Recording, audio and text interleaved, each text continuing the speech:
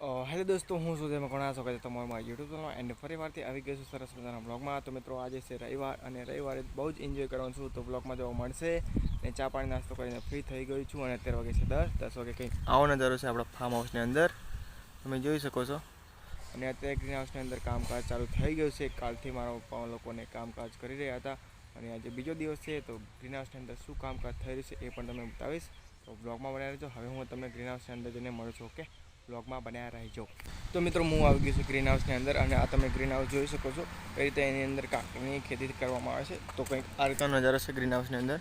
અને આ છે પાડા અને આ છે ડ્રીપ ઇરિગેશનની સિસ્ટમ, તમે જોઈ શકો છો. અને આ છે ઉપરનો વ્યૂ અને આ રીતના પાડા છે. અને આ છે દોરી છે, તેના ઉપર વેલા ચડાવવામાં આવશે. હવે ગ્રીન હાઉસનું કામકાજ ચાલુ થઈ ગયું છે. તો કાકડી કઈ રીતે રોપવામાં આવશે એ પણ તમને આ ચેનલમાં જોવા મળશે. ઓકે, તો બ્લોગને જોવાનું ભૂલતા નહીં. અને આ રીતનું કામકાજ થઈ રહ્યું છે ગ્રીન હાઉસની અંદર. આ રીતના મેણે ઢાંકેલા હતા, મેણે ઉખાડી દેવામાં આવે છે. અને આ છે ડ્રીપ ઇરિગેશનની સિસ્ટમ. તો મિત્રો, બ્લોગમાં બનાવી રહેજો. હવે તમને મળીશ થોડો ટાઈમ પછી. હું જવાનો છું સાયન્સ સિટી, તો સાયન્સ સિટી પણ બતાવીશ. ઓકે, તો બ્લોગમાં બનાવી રહેજો. તો મિત્રો, હવે હું સાયન્સ સિટીની અંદર એન્ટર થઈ ગયો છું. તો આ છે સાયન્સ સિટી, તમે જોઈ શકો છો. એ સામેની સાઈડ અર્થ કોમ્પ્લેક્સ છે. સૌથી પહેલાં સાયન્સ સિટીની અંદર એન્ટર થશો તો તમને આ અર્થ કોમ્પ્લેક્સ જોવા મળશે. ત્યાર પછી આગળની સાઈડ આવું કંઈક લોકેશન છે. મુનિ બાપુની પ્રતિમા છે. અને આ જે ચોકડી છે તેને કોડાકાડી ચોકડી તરીકે ઓળખવામાં આવે છે.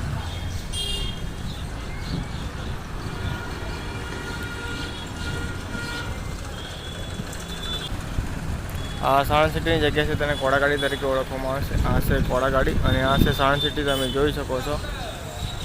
અને આ છે આજુબાજુના કોમ્પ્લેક્સ. હવે સાણંદ સિટીનું બીજું લોકેશન બતાવીશ તમને, તો બ્લોગમાં બનાવી રહેજો. તો મિત્રો, ત્યાર પછી આ છે સાણંદ સિટીની બજાર. આ તમે સાણંદ સિટીની બજાર જોઈ શકો છો. બીજું લોકેશન સાણંદ સિટીનું બીજું લોકેશન સાણંદ સિટીની બજાર છે. આ તમે બજાર જોઈ શકો છો, જ્યાં કપડાં, શાકભાજી એ બધું તમને મળે છે. આ મેઇન બજાર છે સાણંદ સિટીની, તમે જોઈ શકો છો. આ સાણંદ સિટીની મેઇન બજાર છે. અહીંયા ટ્રાફિક ઓલવેઝ રહે છે. આ છે સાણંદ સિટીનું બીજું લોકેશન. હવે તમે મળીશ થોડો ટાઈમ પછી બ્લોગમાં બનાવી. તો મિત્રો, સાણંદ સિટીની બજાર જોયા પછી સાણંદ સિટીનું ત્રીજું લોકેશન છે સાણંદ સિટીનું બસ સ્ટેશન. તો આ તમે બસ સ્ટેશન જોઈ શકો છો. આ છે આપણા સાણંદ સિટીનું બસ સ્ટેશન.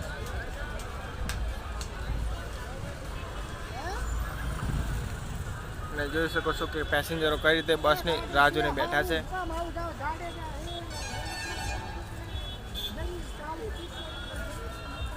તો આ છે આપણા સાણંદ સિટીનું બસ સ્ટેશન. આવું કંઈક લોકેશન છે આજુબાજુનું. અને અહીંયા આંબેડકર ચોક પણ આવેલો છે.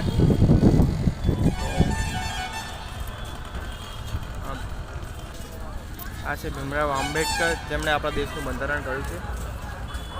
તો જય ભીમ લખવાનું ભૂલતા નહીં બધા. અને આ છે સાણંદ સિટીનું બસ સ્ટેશન. તો બ્લોગમાં બનાવી રહેજો. હવે સાણંદ સિટીનું ચોથું તમને લોકેશન બતાવીશ, બ્લોગમાં બનાવી રહેજો. તો મિત્રો, સાણંદ સિટીની બહાર નીકળીને હું આવી છું સાણંદ સિટીના હાઈવે ઉપર. તો આ છે સાણંદ સિટીનો હાઈવે, તમે જોઈ શકો છો. આગળની સાઈડ જવાય છે વિરમગામ તરફ, ત્યાં તમને બસ સ્ટેશન બતાવ્યું. અને આ છે સાણંદ સિટીનો હાઈવે. તો આ તરફ જવાય છે અમદાવાદ તરફ, અને બસોની અવર જવર ચાલુ છે. અને રોડ ઉપર સરસ મજાના ચપ્પલો વેચી રહ્યા છે, તમે જોઈ શકો છો. જે આપણને દુકાન કરતાં પણ સસ્તા ભાવે મળી શકે છે. અને એ ચપ્પલ સારા અને સારી ક્વોલિટીના હોય છે. તો સરસ મજાની ચપ્પલવાળી શોપ પણ છે રોડ ઉપર. બ્લોગમાં બનાવી રહેજો. હવે મારી સાથે થોડો ટાઈમ પછી. મિત્રો, સાણંદ સિટીનો હાઈવે જોયા પછી તમને બતાવી દઈશ ગઢિયા ચોકડી. આ છે ગઢિયા ચોકડી. અને આ છે સાણંદ સિટીની અંદર જવાનો રસ્તો. અને આ છે મેન હાઈવે. અને સામેની સાઈડ તમે બાવળા જઈ શકો છો. અને આ તરફનો રસ્તો છે એ વિરમગામ તરફ તમે જઈ શકો છો. અને સામેની સાઈડનો રસ્તો છે એ તમે જઈ શકો છો અમદાવાદ.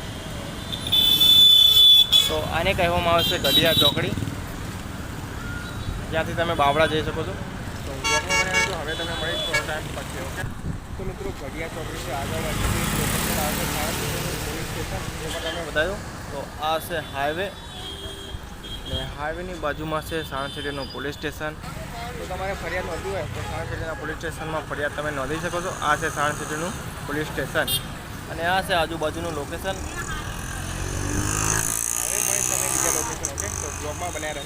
તો મિત્રો, સાણંદ સિટીનું પોલીસ સ્ટેશન જોયા બાદ ત્યાર પછી આવે છે સાણંદ સિટીની અંદર બનેલી સરસ મજાની મૂર્તિ, એટલે કે આપણા મહારાણા પ્રતાપ, સૂર્યવંશી મહારાણા પ્રતાપની એક મૂર્તિ બનાવી છે. તો આ છે હાઈવે અને હાઈવેની બાજુમાં જ બનેલી છે સરસ મજાની મહારાણા પ્રતાપની મૂર્તિ, એટલે કે આપણા સાણંદ સિટીનું ગૌરવ. તો આ છે મહારાણા પ્રતાપની સરસ મજાની મૂર્તિ.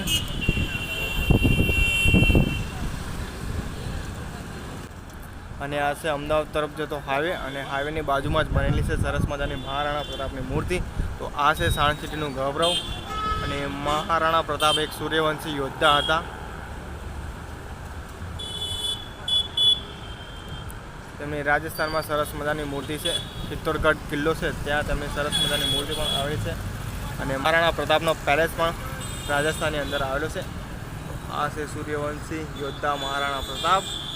એટલી સરસ મજાની મૂર્તિ છે. તમને મૂર્તિ પસંદ આવે તો કોમેન્ટમાં જણાવજો મહારાણા પ્રતાપની. અને આ છે આપણું સાણંદ સિટી. અને આ જે મહારાણા પ્રતાપની મૂર્તિ બની છે એ થોડી આ સાણંદ સિટીની બહાર છે, અમદાવાદ તરફ જતા હાઈવેની સામેની સાઈડ. અને સામેની સાઈડનું લોકેશન તમે જોઈ શકો છો. અને બાજુમાં SBI બેંક પણ આવેલી છે. અને એકલિંગી કરીને સોસાયટી પણ અહીંયા સરસ મજાની છે. આ જે બાયપાસ છે અને રાધે સ્કાય કરીને રેસિડેન્સી પણ અહીંયા આવેલી છે. અને આ છે મહારાણા પ્રતાપની મૂર્તિ.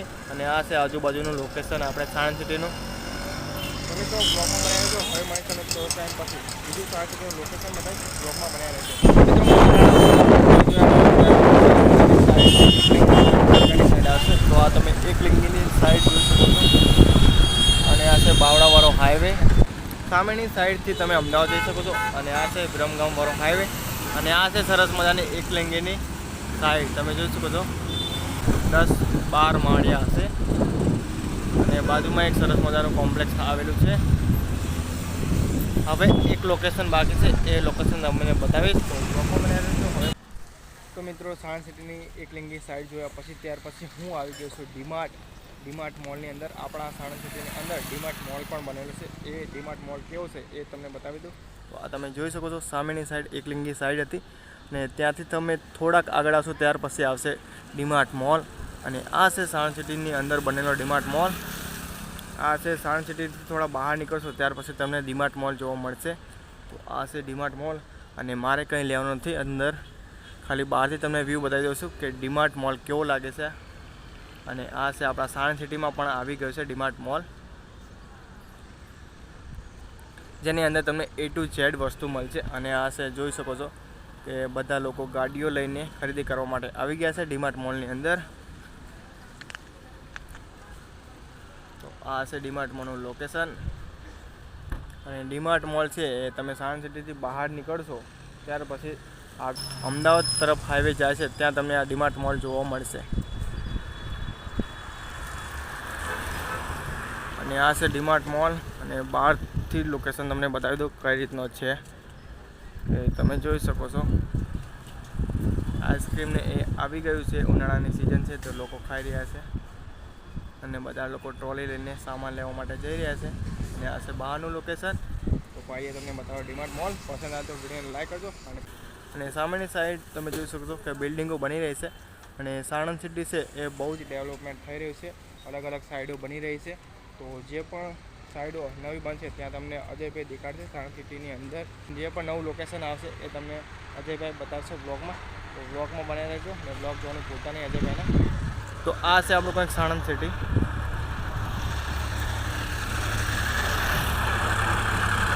અને આ છે ડીમાર્ટ મોલ. અને આ છે આજુબાજુનું લોકેશન. તો કંઈ નથી લેવાનું ડીમાર્ટની અંદર, તમને ખાલી બતાવી દીધો ડીમાર્ટ મોલ. હવે તમને મળીશ થોડો ટાઈમ પછી. તો બ્લોગમાં બનાવ્યા રહેજો. તો મિત્રો, આ તો સાણંદ સિટીનો બ્લોગ. વિડીયો પસંદ આવે તો વિડીયો કરો લાઈક, ચેનલ બનાવો તો ચેનલ કરો સબસ્ક્રાઈબ, જેથી કરીને આવા જ બ્લોગ જોવા મળશે. ઓકે, મળશું ને આવા જ બ્લોગમાં. Take care, by.